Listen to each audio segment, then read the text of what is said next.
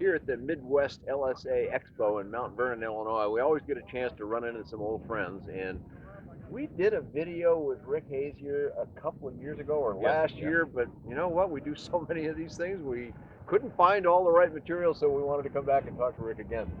Rick, first tell me where you're located and what you do with this company and this airplane. Okay, I'm a dealer for RANS. I'm also a Rotex Repair Center. We're located in Ortonville, Michigan, D95. We're also Where's that near? It's about 20 miles east of Flint, Michigan. There you go. Okay. We're a builder for RANS. We're building SLSA aircraft for the factory there. Oh, okay. We do a lot of repair. Like I say, we're a Rotex service center there, so we get a lot of warranty work coming in for planes, different light sports coming in there. We've also got an avionics shop in-house there that does our radios for us and our avionics work, so keep them pretty busy. Sounds like it.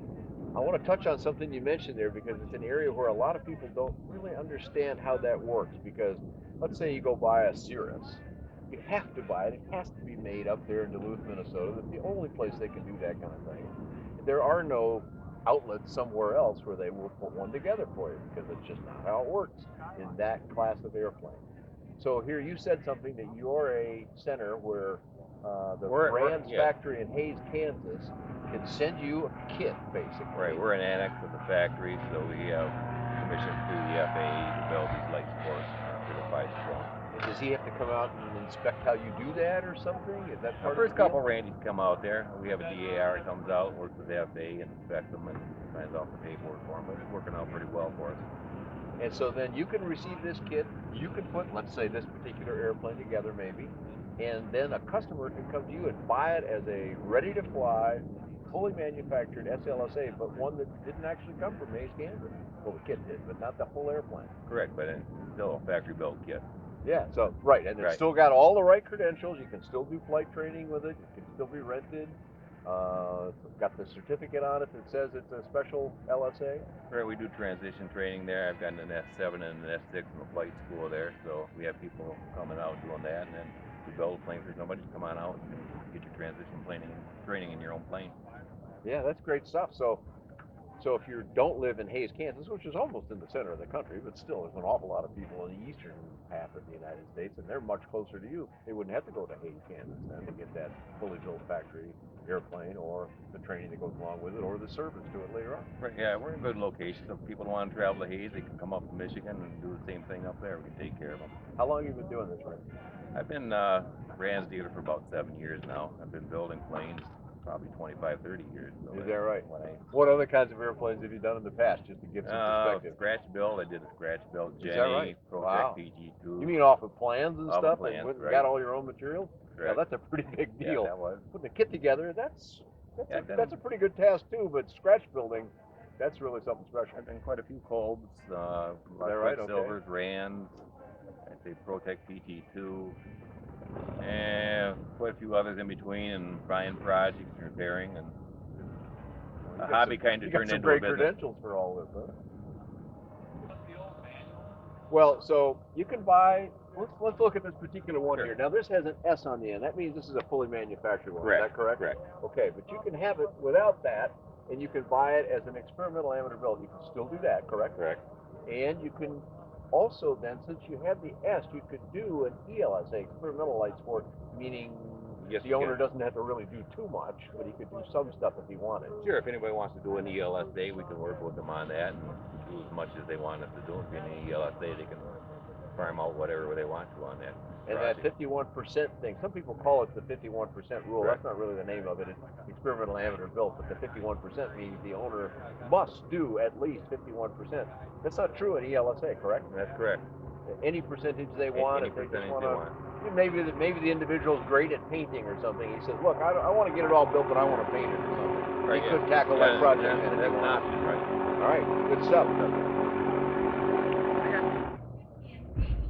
So with an ELSA, Rick, or the experimental amateur belt, I understand the owner can do some or all of the maintenance, given that they've had some level of training. Is that correct? And what's been your experience? As the amateur built, you can get the repairman certificate for it, take care of all that.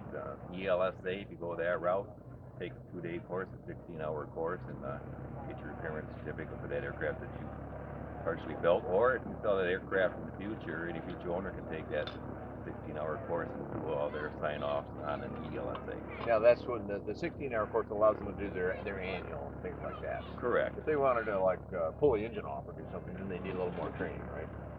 Well, is the ELSA, yeah, they would. For the ELSA, right? ELSA, yeah. Amateur built, you can do it all. Do it all, correct. You're the manufacturer then when you built that airplane. Correct. ELSA, you've got to have some additional training, but it's only about a month's worth or something. You can take, I believe, a 120-hour course. Right. That allows you to work on anybody's ELSA or FLSA. Right, then you could actually make a business out of it Correct. too if you wanted. So, all right, so you're doing those kinds of activities. I bet you people enjoy that. And we want to come back and talk about this particular airplane. We'll finish off with that. But tell me a little bit about your flight school first, Rick, and what you're doing, what's been the experience, how's that worked out for you to do that? That's quite a bit different than building airplanes. So how's that work for you? You know, about a year and a half ago, I brought a RANS S7 in for a flight school. We had a couple of instructors that showed some interest in doing that. Brought that in, it worked out real well. Unexpected out of that, we were getting a lot of tail wheel endorsements out of that, since nobody's really doing too many tail wheel endorsements at schools anymore. We're getting transition training coming in, people buying S7s and need some insurance training. That's usually about 5 hours.